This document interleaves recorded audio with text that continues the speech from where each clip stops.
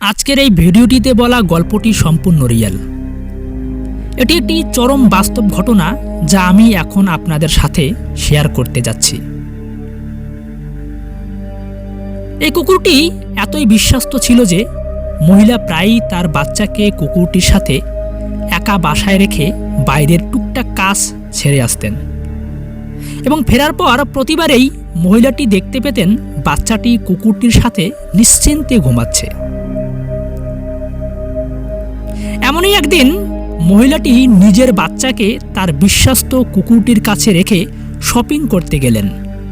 Shopping সেরে বাসায় ফেরার পর সে দেখতে পায় এক বীভৎস দৃশ্য। সে দেখতে পায় তার পুরো বাসা লণ্ডভণ্ড হয়ে আছে। বাচ্চাটিও তার নিজের খাটে নেই এবং বাচ্চার ডাইপার ও কাপড় চোপড় ছিন্ন ভিন্ন হয়ে সারা বাসায় ছড়িয়ে আছে। আর ফ্লোরের বিভিন্ন জায়গায় লেগে আছে রক্তের ছোপ ছোপ দাগ। প্রচণ্ড আতঙ্কে মহিলাটি তার বাচ্চাকে হন্যে হয়ে খুঁজতে শুরু করে। ঠিক তখনই সে তার সেই বিশ্বস্ত কুকুরটিকে খাটের নিচ থেকে বের হতে দেখতে পায়। তার সারা মুখ রক্তে মাখা ছিল। রক্ত তার বেয়ে বেয়ে এমনভাবে পড়েছিল যেন এখনই কোনো প্রিয় সুস্বাদু খাবার খাওয়া শেষ করে উঠল সে।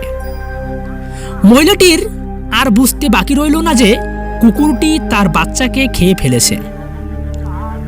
দ্বিতীয় কোনো চিন্তা না করে সে তার কুকুরটিকে হাতুড়ি দিয়ে পিটিয়ে মেরে ফেলে। এরপর সে খুঁজতে থাকে তার বাচ্চার শরীরের কোনো অংশ আদৌ বাকি আছে কিনা। আর কিছুক্ষণ পর মহিলাটি এদিক ওদিক খোঁজার পরেই এক অবাক করা দৃশ্য দেখতে পায়। সে দেখতে পায় বিছানার ওপাশেই কার্পেটের উপর তার বাচ্চাটি খেলা করছে সম্পূর্ণ সুস্থ অবস্থাতেই।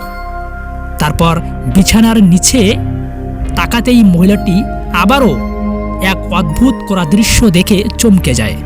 মহিলাটি দেখে বিছানার নিচে একটি সাপের ছিন্ন ভিন্ন শরীর পড়ে আছে।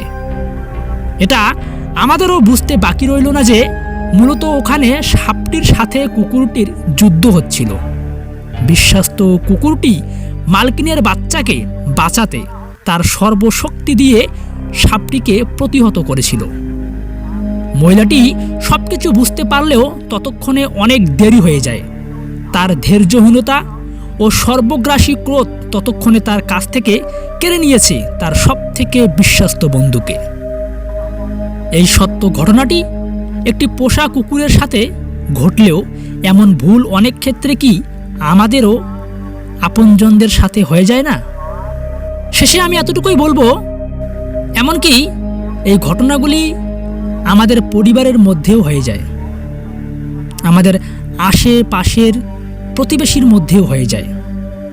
So be careful. তাই পরিস্থিতি বিচার করার জন্য সর্বদা ধৈর্য ধরুন এবং অহেতুক ভুলগুলি এড়ান। আর এই ভিডিওটি আমি রিকোয়েস্ট করব, অবশ্যই অবশ্যই আপনার প্রিয় সবথেকে প্রিয় মানুষটিকে অবশ্যই শেয়ার করবেন। সবাইকে শেয়ার করতে হবে না, সবথেকে প্রিয় মানুষটাকে, যাকে আপনি খুব খুব খুব ভালোবাসেন, যাকে আপনি মুখে না অন্তর থেকে ভালোবাসেন, তাকে অবশ্যই এই ভিডিওটি শেয়ার করবেন। সুস্থ থাকুন, ভালো থাকুন এবং সুচিন্তায় থাকুন।